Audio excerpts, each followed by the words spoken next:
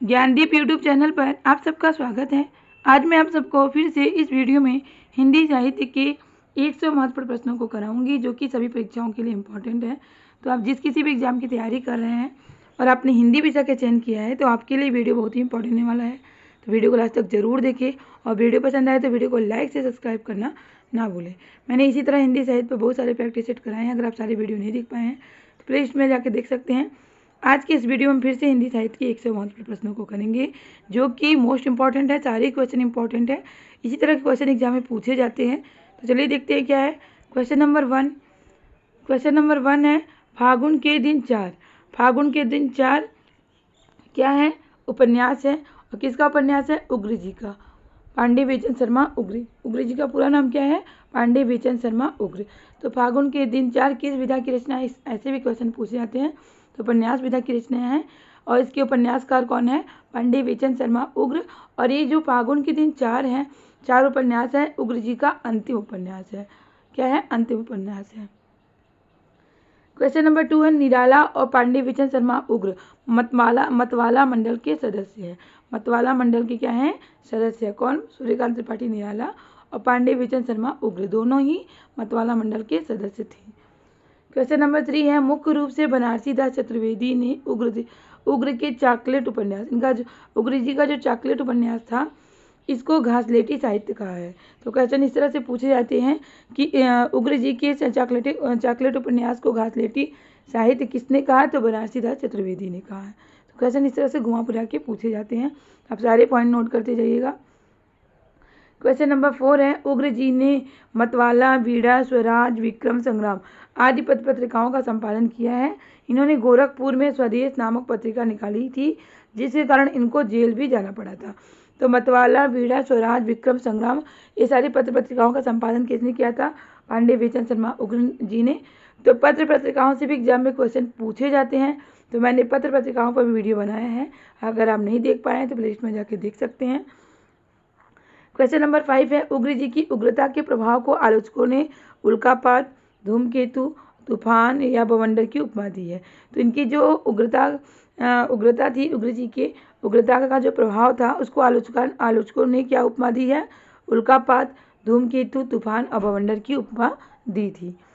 Question number 6 है, उग्र जी ने दलित एवं पतित वर्ग को अपने उपन्यासों का विषय बनाया है और इन उपन्यासों में समाज की बुराइयों को, उनकी नंगी सच्चाइयों को बिना किसी लाग लपेट के बड़े साहस के साथ किंतु सपाट बयानी से प्रस्तुत किया है।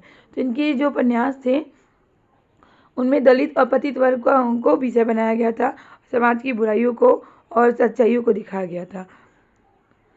क्वेश्चन नंबर 7 है, वैशाली की नगर वधू। वैशाली की नगर वधू किसकी रचना है? आचार्य चतुर्सेन शास्त्री की रचना है। और इसमें क्या है? व्यक्ति स्वातंत्र्य की समस्या उठाई गई है। इसमें आम्रपाली की विद्रोहाग्नि में वैशाली गणतंत्र जलकर राख हो गई थी। क्वेश्चन नंबर 8 है, कंकाल। कंकाल क्या है? उपन्यास है। किसका उपन्यास है? जयशंकर प्रसाद जी का उपन्यास है। तो इस उपन्यास में प्रसाद जी ने समाज की त्याज्य, अवैध, अज्ञात, कुलशील संतानों की कथा लिखी है। एक ठेठ यथार्थ परक उपन्यास है। इसकी प्रेरणा, जो कंकाल उपन्यास इन्होंने लिखी है, इसकी प्रेरणा इनको भारतेंदु जी की जो प्रेम योगिनी नाटक है, प्रेम योगिनी नाटक किसकी है? तो भारतेंदु जी की रचना है। इसी नाटक से इन्हें ये प्रेरणा मिली थी। इसमें तीर्थों के मठों, मंदिरों, मेलों ठेलों से होने वाले धार्मिक संसाधनों पर भी गहरा प्रहार किया है। घंटी, तारा, विजय, यमुना आदि इनके पात्र हैं। तो पात्र भी पूछ लिए जाते हैं, तो देख लीजिए, घंटी, तारा, विजय, यमुना इनके पात्र हैं। कौन से? कंकाल उपन्यास के पात्र हैं। ये सभी नाजायज क्या है? संतानें हैं। क्वेश्चन नंबर 9 है, इरावती। इरावती भी क्या है? उपन्यास है। किसका? जयशंकर प्रसाद जी का, और इनका अपूर्ण उपन्यास है। तो जयशंकर प्रसाद के अपूर्ण उपन्यास का नाम बताइए। तो क्या है? इरावती। जयशंकर प्रसाद का अपूर्ण उपन्यास क्या है? इरावती है। क्वेश्चन नंबर 10 है, तितली। तितली भी प्रसाद जी का क्या है? आदर्श परक उपन्यास है। इसमें ढहती हुई सामंती व्यवस्था, जमींदारी प्रथा की दुर्बलताएं, ग्रामीण समाज की सरलता, स्वार्थ वृत्ति, सम्मिलित कुटुंब की विकृतियाँ, त्यौहार के उत्सव आदि का चित्रण किया गया है। तो पूछ लिया था कि क्या इस उपन्यास में क्या चित्रण किया गया है? तो इस तरह से क्वेश्चन पूछे जाते हैं। ग्रामीण और कृषक जीवन से संबंधित इस उपन्यास में भारतीय नारी के जीवन दर्शन की विजय होती है। तितली, शैला, मधुबन, इंद्रदेव आदि इसके पात्र हैं। इनका जो तितली उपन्यास है तो इस उपन्यास के पात्र कौन है? तितली, शैला, मधुबन, इंद्रदेव। इसमें तितली जो है कामायनी की श्रद्धा है और शैला जो है चंद्रगुप्त मौर्य की कार्नेलिया है। तो एक कामायनी जो है, कामायनी भी जयशंकर प्रसाद जी का प्रमुख महाकाव्य है और कामायनी से एग्जाम में क्वेश्चन पूछे जाते हैं ज़्यादातर। तो कामायनी पे मैंने डिटेल वीडियो बनाया है, अगर आप वीडियो नहीं देख पाए तो देख सकते हैं, लिंक मैंने दे दिया है। क्वेश्चन नंबर 11 है, वृंदावन लाल वर्मा ने बुंदेलखंड की ऐतिहासिक सामाजिक पृष्ठभूमि को आधार बनाकर उपन्यास लिखे हैं। तो इन्होंने क्या किया है कि बुंदेलखंड की ऐतिहासिक और सामाजिक पृष्ठभूमि को ही आधार बनाकर उपन्यास लिखा है। किसने? वृंदावन लाल वर्मा ने। क्वेश्चन नंबर 12 है, चांदनी के खंडहर किसकी रचना है? गिरधर गोपाल की। इस रचना में इन्होंने 24 घंटे की जिंदगी का विश्लेषण किया है। चांदनी के खंडहर गिरधर गोपाल की रचना है और इसमें 24 घंटे की जिंदगी का विश्लेषण किया है इन्होंने। क्वेश्चन नंबर 13 है, अज्ञेय जी के उपन्यासों में अस्वाभाविक एवं असामाजिक यौन प्रवृत्तियों का चित्रण है। क्वेश्चन नंबर 14 है, इलाचंद जोशी फ्राइड के मनोविश्लेषण से प्रभावित उपन्यासकार हैं। तो जो फ्राइड का मनोविश्लेषण था, इसी से प्रभावित क्या थे? उपन्यासकार थे। क्वेश्चन नंबर 15 है, इलाचंद जोशी के उपन्यासों में काम, अहम, दंभ, आत्महीनता की ग्रंथि आदि के विविध रूपों का चित्रण अत्यंत सूक्ष्म, यथार्थ एवं सजीव रूप से हुआ है। क्वेश्चन नंबर 16 है, सन्यासी किसकी रचना है? इलाचंद जोशी की रचना है। और किस विधा की रचना है? उपन्यास विधा की रचना है। में क्या है? मनोविश्लेषणात्मक पद्धति की विविधता देखी गई है। किसमें? सन्यासी उपन्यास में। क्वेश्चन नंबर 17 है, जैनेन्द्र के उपन्यास नायिका प्रधान माने जाते हैं। जैनेन्द्र कुमार के जो उपन्यास है क्या है? नायिका प्रधान उपन्यास है। क्वेश्चन नंबर 18 है, मुक्तिबोध उपन्यास। मुक्तिबोध किसका उपन्यास, किस विधा की रचना है? उपन्यास विधा की रचना है। और रचनाकार कौन है? जैनेन्द्र कुमार है। इसी रचना के लिए इन्हें जैनेन्द्र कुमार को साहित्य अकादमी पुरस्कार मिला था। क्वेश्चन नंबर 19 है, जैनेन्द्र के उपन्यासों में यौन समस्याओं एवं स्वच्छंद प्रणय की अनुभूति का विशिष्ट एवं विचित्र रूप से चित्रण करने के लिए इनको ख्याति प्राप्त हुई है। किसको? जैनेन्द्र कुमार को। क्वेश्चन नंबर 20 है, जैनेन्द्र कुमार भी जो थे फ्राइड के मनोविश्लेषण से क्या थे? प्रभावित थे। क्वेश्चन नंबर 21 है, सुखदा किसकी रचना है? जैनेन्द्र कुमार की। सुखदा जो है ये त्यागपत्र की क्या है? नायिका है। मतलब सुखदा जो है एक कुंठाग्रस्त नारी की कहानी है। त्यागपत्र में मृणाल के आत्मप्रेरण की गाथा का मनोविश्लेषण चित्रण हुआ है। इसके साथ ही त्यागपत्र किसकी रचना है? ये जैनेन्द्र कुमार की रचना है।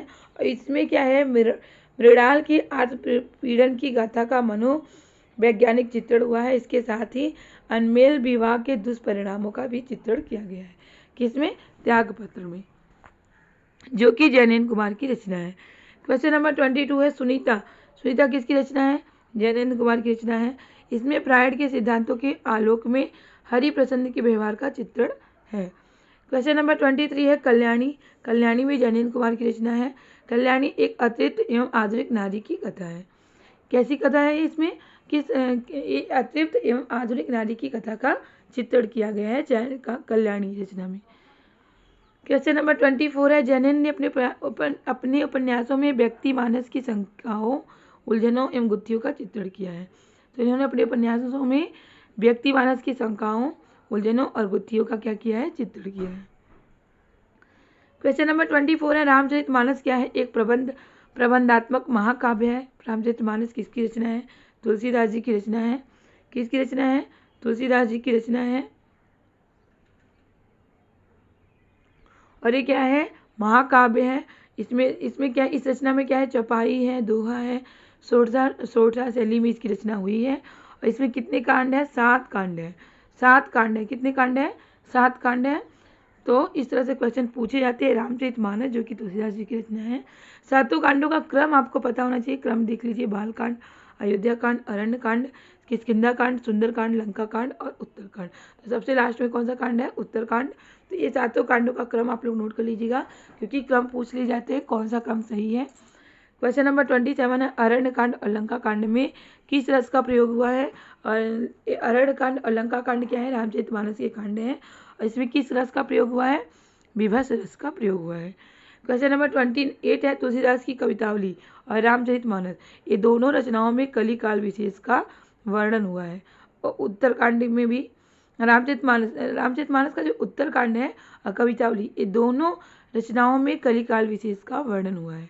क्वेश्चन नंबर 29 है, रामचरितमानस में शांत रस की प्रधानता है। क्वेश्चन नंबर 30 है, रामचरितमानस में कौन सा अलंकार है? अनुप्रास अलंकार की अधिकता है। क्वेश्चन नंबर 31 है, रामचरितमानस में चौपाई, दोहा, छंद की प्रधानता के साथ ही 18 प्रकार के छंदों के प्रयोग है। क्वेश्चन नंबर 32 है, रामचरितमानस के मार्मिक प्रसंग कौन कौन से हैं? जान लीजिए। जनक वाटिका में राम सीता का मिलन, राम वन गमन और दशरथ मरण, भरत की आत्मग्लानि, वन मार्ग में स्त्री पुरुषों की सहानुभूति, युद्ध में लक्ष्मण की शक्ति बाढ़ लगना। ये सारे ही प्रसंग जो है मार्मिक प्रसंग हैं। किसके? रामचरितमानस की। क्वेश्चन नंबर 33 है, आचार्य हजारी प्रसाद द्विवेदी के अनुसार, देखिए आचार्य हजारी प्रसाद द्विवेदी क्या मानते हैं कि भारत का लोकनायक वही हो सकते हैं जो समन्वय करने का अपार धैर्य लेकर आया हो। तो किसके संदर्भ में कहा गया है? तो तुलसीदास जी के बारे में कहा गया है। क्या? भारतवर्ष का लोकनायक वही हो सकता है जो समन्वय करने का अपार धैर्य लेकर आया हो। क्वेश्चन नंबर 33 है, तुलसी का काव्य समन्वय की विराट चेष्टा है। ऐसा किसने माना है? हजारी प्रसाद द्विवेदी जी ने माना है कि तुलसी का काव्य समन्वय की विराट चेष्टा है। क्वेश्चन नंबर 35 है, हिंदी काव्य की सब प्रकार की रचना शैली के ऊपर गोस्वामी जी ने अपना ऊंचा आसन प्रतिष्ठित किया है। यह उच्चता और किसी को प्राप्त नहीं है। ऐसा किसने कहा है? रामचंद्र शुक्ल जी ने कहा है। क्वेश्चन नंबर 36 है, बिना पत्रिका की रचना गीत शैली में हुई है। बिना पत्रिका की रचना किस शैली में हुई है? तो गीत शैली में हुई है। और भाषा पूछ लिया जाता है कि बिना पत्रिका किस भाषा में लिखी गई है? तो ब्रज भाषा में लिखी गई है। क्वेश्चन नंबर 37 है, बिना पत्रिका में 21 रागों का प्रयोग हुआ है और इसमें कितने पद हैं? 279 पद हैं। क्वेश्चन नंबर 38 है, बिना पत्रिका नामक अर्जी की रचना तुलसीदास जी ने कली काल से मुक्ति पाने हेतु राम के दरबार में प्रस्तुत करने हेतु की है। बिना पत्रिका की रचना। क्वेश्चन नंबर 39 है, राम को जानने के लिए रामचरितमानस, तुलसी को जानने के लिए बिना पत्रिका पढ़नी चाहिए। अगर आपको राम को जानना है तो रामचरितमानस को पढ़ना होगा, और तुलसीदास जी को जानना है तो बिना पत्रिका को पढ़ना होगा। क्वेश्चन नंबर 40 है, बिना पत्रिका की रचना तुलसीदास जी ने मिथिला यात्रा प्रस्थान के समय की थी। कब की थी ये रचना? इन्होंने मिथिला यात्रा प्रस्थान के समय बिना पत्रिका की रचना की थी। किसने? तुलसीदास जी ने। क्वेश्चन नंबर 41 है, गीतावली की रचना तुलसीदास जी ने 328 पदों में की है। कितने पदों में की है गीतावली की रचना? 328 पदों में की है। क्वेश्चन नंबर 42 है, बाबा बेनी माधव दास के अनुसार गीतावली तुलसीदास जी की प्रथम रचना मानी जाती है। तो अगर इनके अनुसार देखा जाए तो गीतावली तुलसीदास जी की क्या है? प्रथम रचना है। क्वेश्चन नंबर 43 है, गीतावली में भी कितने कांड है? 7 कांड है रामचरितमानस के अनुसार ही। और 44 है, गीतावली का आरंभ राम के जन्मोत्सव से होता है। कैसे आरंभ होता है? राम के जन्मोत्सव से होता है। इस रचना में क्या है? मंगलाचरण नहीं है। क्वेश्चन नंबर 45 है, गीतावली का प्रधान रस क्या है? श्रृंगार रस है, और क्या है? वात्सल्य युक्त है। क्वेश्चन नंबर 46 है, गीतावली ब्रजभाषा में है, इसकी शैली क्या है? कवित्त सवैया शैली है। क्वेश्चन नंबर 47 है, गीतावली की रचना स्फुट पदों में हुई है और किस रागों का प्रयोग हुआ है इसमें। क्वेश्चन नंबर 48 है, गीतावली के अनेक पद सूर सागर के समान है। इसमें सूरदास के बाल पद और गीतावली के बाल पद साम्यता रखते हैं। क्वेश्चन नंबर 49 है, रामचरितमानस की सबसे बड़ी विशेषता क्या है? देख लीजिए। कवि के द्वारा कथा के मार्मिक स्थलों की पहचान करना, यही इसकी क्या है? रामचरितमानस की सबसे बड़ी विशेषता है। क्वेश्चन नंबर 50 है, कवितावली की रचना तुलसीदास जी ने कवित्त सवैया शैली में की है। तो रचना किस शैली में की है? क्वेश्चन पूछ लिए जाते हैं।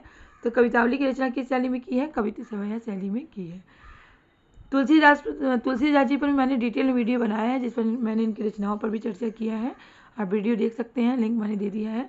क्वेश्चन नंबर 51 है, कवितावली किस भाषा में है? ब्रज भाषा में लिखी गई है। किसमें कितने छंद है? 325 छंद है। क्वेश्चन नंबर 52 है, कवितावली तुलसीदास जी की क्या है? अंतिम रचना मानी जाती है। 53 है, सीतावट के तट पर तुलसीदास जी ने कवितावली की रचना की है। कहाँ पर की थी कवितावली की रचना? सीतावट के तट पर तुलसीदास जी ने इसकी रचना की थी। क्वेश्चन नंबर 54 है, हिंदी में तुलनात्मक आलोचना के क्षेत्र में कार्य करने वाले प्रमुख आलोचक कौन है? पद्म सिंह शर्मा, मिश्र बंधु, लाला भगवान दीन, पंडित कृष्ण बिहारी मिश्र। क्वेश्चन नंबर 55 है, लाला भगवान दीन ने अलंकार मंजूषा नामक आलोचनात्मक पुस्तक लिखी है। अलंकार मंजूषा क्या है? आलोचनात्मक पुस्तक और किसने लिखी है? लाला भगवान दीन ने लिखी है। क्वेश्चन नंबर 56 है, बाल मुकुंद गुप्त ने हिंदी बंगवासी पत्रिका में अश्रुमती नामक बंगला नाटक के मुंशी उदित नारायण द्वारा कृत हिंदी अनुवाद की आलोचना प्रकाशित की। क्वेश्चन नंबर 57 है, हिंदी में तुलनात्मक आलोचना का आरंभ 1907 ईस्वी में पद्म सिंह शर्मा द्वारा सरस्वती में प्रकाशित बिहारी और फारसी कवि सादी की तुलनात्मक आलोचना के द्वारा होता है। क्वेश्चन नंबर 58 है, आचार्य रामचंद्र शुक्ल ने महावीर प्रसाद द्विवेदी की आलोचनात्मक कृतियों पर टिप्पणी करते हुए लिखा है। क्या लिखा है देख लीजिए। इन पुस्तकों को एक मोहल्ले में फैली बातों से दूसरे मोहल्ले वालों को परिचित कराने के रूप में समझना चाहिए, स्वतंत्र सामोलोचना के रूप में नहीं।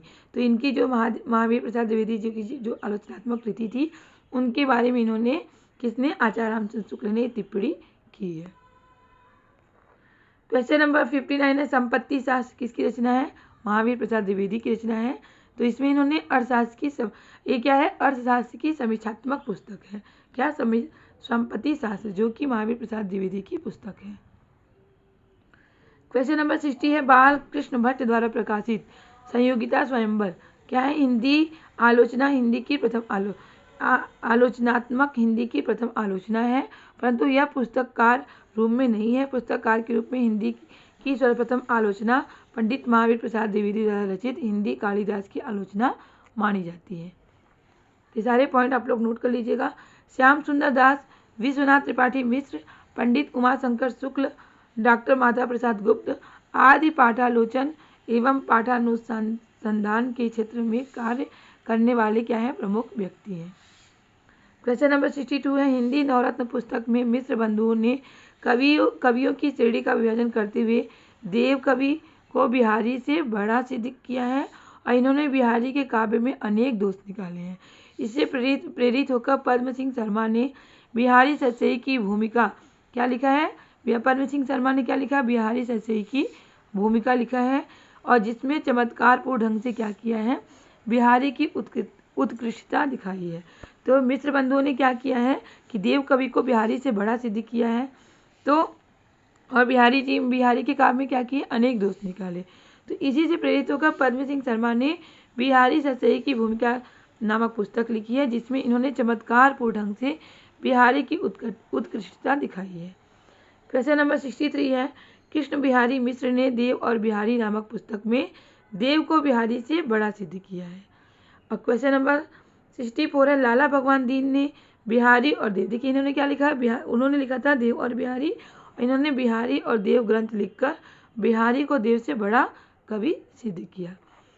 क्वेश्चन नंबर 65 है, आचार्य रामचंद्र शुक्ल ने क्रोचे के अभिव्यंजनावाद एवं कुंतक के वक्रोक्तिवाद का तुलनात्मक विवेचन करके अभिव्यंजनावाद को भारतीय वक्रोक्तिवाद का विलायती स्थान माना है।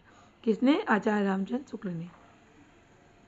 क्वेश्चन नंबर 66 है, आचार्य शुक्ल ने अयोध्या कांड में चित्रकूट की सभा को आध्यात्मिक घटना और सूर द्वारा रचित कृष्ण और गोपियों के प्रेम को जीवनोत्सव बताया है। क्वेश्चन नंबर 67 है, काव्य में रहस्यवास आचार्य शुक्ल की सर्वप्रथम सैद्धांतिक आलोचना मानी जाती है। काव्य में रहस्यवास रामचंद्र शुक्ल जी की सर्वप्रथम क्या मानी जाती है? सैद्धांतिक आलोचना मानी जाती है। क्वेश्चन नंबर 68 है, पाखंड प्रतिशोध शीर्षक से आचार्य शुक्ल ने छायावाद रहस्यवाद के विरोध में एक कविता लिखी है। क्वेश्चन नंबर 69 है, आचार्य शुक्ल ने न्यूनमैन के लिटरेचर का साहित्य शीर्षक से न्यूनमैन के लिटरेचर का साहित्य शीर्षक से अनुवाद किया है। क्वेश्चन नंबर 17 है, गोस्वामी तुलसीदास, जायसी ग्रंथावली, भ्रमर, गीत सार, इन तीनों की भूमिका त्रिवेणी जो कि आचार्य रामचंद्र शुक्ल जी की रचना है में संकलित है। तो त्रिवेणी में कितने कवियों के बारे में बताया गया है? तुलसीदास जी और जायसी और सूरदास जी के बारे में बताए हैं। तो ये सारी रचनाएं जो है इसमें संकलित हैं। क्वेश्चन नंबर 71 है, लोक हृदय में लीन होने की दशा का नाम क्या है? रस दशा है। आधुनिक हिंदी आलोचना के जन्मदाता कौन है? भारतेंदु हरिश्चंद्र माने जाते हैं। आधुनिक हिंदी आलोचना के जन्मदाता कौन माने जाते हैं? भारतेंदु हरिश्चंद्र जी माने जाते हैं। क्वेश्चन नंबर 73 है, मिश्र बंधुओं ने सर्वप्रथम देव को बिहारी से बड़ा सिद्ध करके देव बड़े की बिहारी विवाद को जन्म दिया। तो मिश्र बंधुओं ने देव को बिहारी से बड़ा सिद्ध किया और क्या किस विवाद को जन्म दिया? कि देव बड़े की बिहारी। क्वेश्चन नंबर 74 है, आचार्य शुक्ल ने भारतेंदु की हिंदी को हरिश्चंद्र हिंदी कहा है। क्वेश्चन नंबर 75 है, रीतिकालीन कवियों को रीतिबद्ध, रीतिसिद्ध और रीतिमुक्त में विभाजित करने का श्रेय किसे दिया जाता है? विश्वनाथ प्रसाद मिश्र ने। तो विश्वनाथ प्रसाद मिश्र ने रीतिकाल को 3 काव्यधारा में बांटा है, रीतिबद्ध, रीतिसिद्ध और रीतिमुक्त काव्यधारा में बांटा है। क्वेश्चन नंबर 76 है, हिंदी में साहित्य संबंधी विषय पर पहला शोध प्रबंध पीताम्बर दत्त भटवाल ने लिखा है। क्वेश्चन नंबर 77 है, सूर्यकांत त्रिपाठी निराला ने रीतिकाल को क्षयग्रस्त कहा है। ये छायावादी कवियों में एक सफल आलोचक माने जाते हैं। कौन? सूर्यकांत त्रिपाठी निराला। क्वेश्चन नंबर 78 है, शंकर नदी नद नदीचन के नीरों की भाप बन अंबर ते उठी चढ़ जाएगी, दोनों ध्रुव छोरन लो पल में पिघल कर घूम घूम धरती धूरी सी बढ़ जाएगी।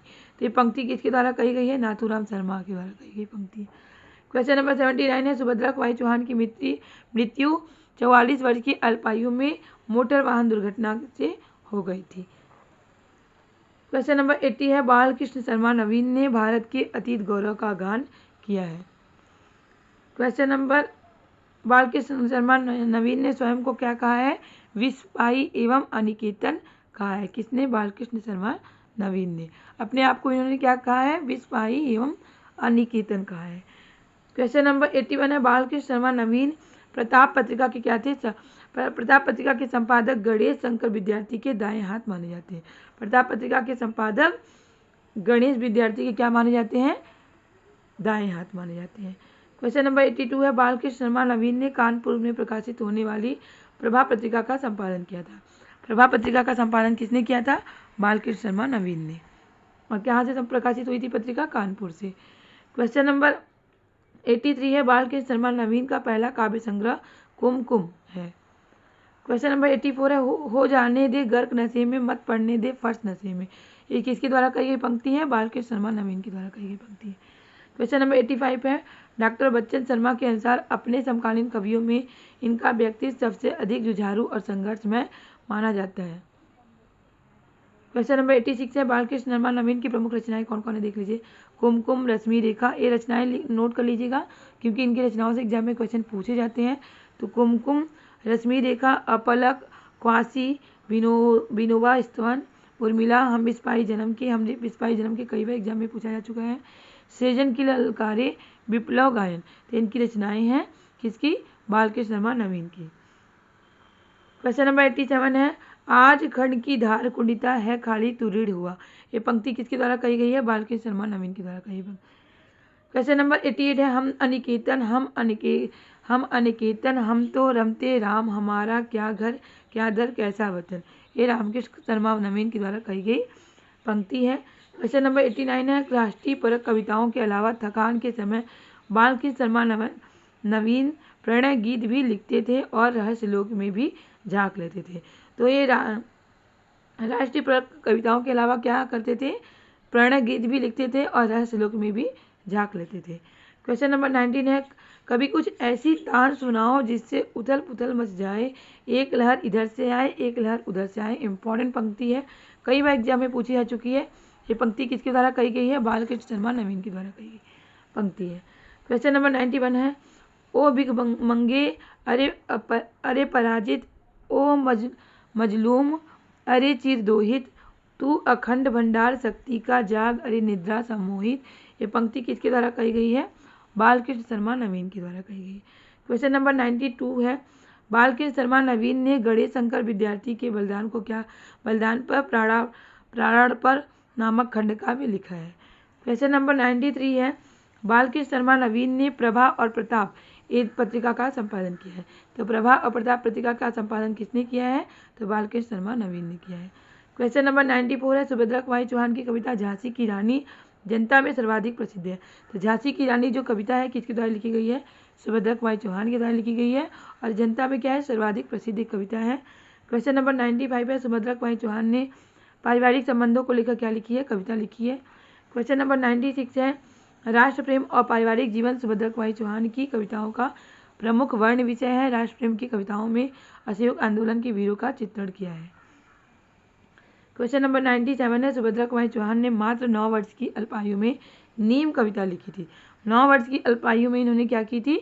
नीम कविता लिखी थी। क्वेश्चन नंबर 98 है, सुभद्रा कुमारी चौहान की प्रमुख कविताएं देख लीजिए क्या क्या है। झांसी की रानी, जलियांवाला बाग में बसंत, झंडे की इज्जत से, स्वदेश के प्रति, इनकी क्या है? कविताएं हैं। ये कविताओं से एग्जाम में क्वेश्चन पूछे जाते हैं। क्वेश्चन नंबर 99 है, सुभद्रा कुमारी चौहान की प्रमुख रचनाएं क्या है? रचना क्या है? मुकुल और त्रिधारा, इनके क्या है? प्रमुख रचना है। लास्ट क्वेश्चन है, क्वेश्चन नंबर 100 है, मैं बचपन को बुला रही थी, बोल उठी बिटिया मेरी, नंदन वन सी फूल उठी है छोटी सी कुटिया मेरी। महत्वपूर्ण पंक्ति है, इंपॉर्टेंट पंक्ति है और किसके द्वारा कही गई पंक्ति है? सुभद्रा कुमारी चौहान के द्वारा कही गई पंक्ति है। तो उम्मीद है कि आपको वीडियो जरूर पसंद आया होगा। वीडियो पसंद आया तो वीडियो को लाइक से सब्सक्राइब करना ना भूलें, क्योंकि आपका लाइक से सब्सक्राइब ही हमें मोटिवेट करता है इस तरह के क्वेश्चन, इस तरह के टॉपिक लाने के लिए, जिससे आपकी अच्छी तैयारी हो सके और अपने एग्जाम में सफल हो सके। इसी तरह के क्वेश्चन, इसी तरह के टॉपिक की तैयारी करने के लिए हमारे चैनल से जुड़े रहें। तब तक के लिए मिलते हैं नेक्स्ट क्लास में। बाय।